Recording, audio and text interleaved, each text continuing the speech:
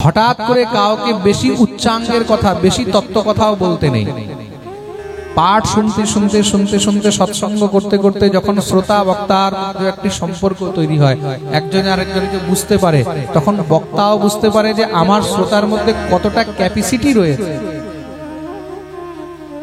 যাকে আমি শোনাচ্ছি সে কতটা বুঝতে পারবে, আর শ্রোতাও তখন বুঝতে পারে যে যার কাছে আমি শুনছি সে আমাকে কতটা শোনাতে পারবে। উভয়ের মধ্যে যখন এই কম্বিনেশন হয়ে যায়, উভয়ের মধ্যে যখন এই আন্ডারস্ট্যান্ডিং হয়ে যায়, তখন কি হয়? তখন উচ্চাঙ্গের তত্ত্বকথা হয়। প্রেম সে বলো, যাকে তাকে তুমি যেই সেই কথা যদি শোনানো আরম্ভ করো, এখন যদি তুমি কাউকে বলো অমুক শব্দের মধ্যে অমুক প্রত্যয়, অমুক সমাস, অমুক সন্ধি লাগিয়ে তারপরে অমুক এই অর্থ হয়, এখন যে বেটা না সমাস জানে, না সন্ধি জানে, না প্রত্যয় জানে, তাকে তুমি জবরদস্তি বোঝাচ্ছ, তার কোনো মানে নেই। যে যতটুকু বুঝে তাকে ততটুকুই বোঝানো উচিত।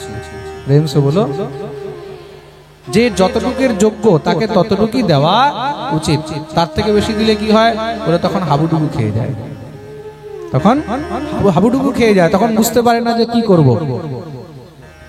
খুব মন দিয়ে শুনবে, যতটুক আমাদের ভাগ্যে আছে বা যতটুক আমাদের প্রাপ্যতার মধ্যে আছে, আমাদের ক্যাপাসিটির মধ্যে আছে, তার থেকে বেশি যখন মানুষ পেয়ে যায়, আধনয়ম ধনম প্রাপ্ত।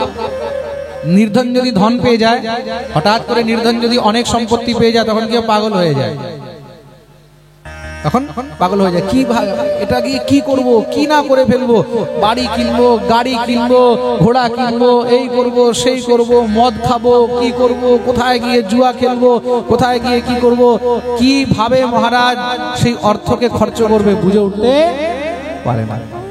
তদ্রূপ শাস্ত্র বাক্য কিন্তু সবার বোঝার সামর্থ্য হয় না।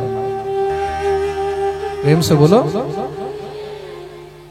তোমাকে ছোঁয়ার কারোর সামর্থ্য নেই, আর তাকে যদি হঠাৎ করে তুমি বুকে জড়িয়ে ধরো, তখন কি হবে?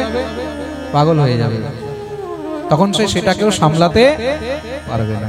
প্রেম সে বলো, তার জন্য পাত্র দেখে তখন বস্তু নির্ণয় করা উচিত। কাকে কোন জিনিস দেওয়া উচিত, কতটা দেওয়া উচিত, এটা আগে বুঝতে হয়। যাকে তাকে সবাইকে সব বস্তু দিতে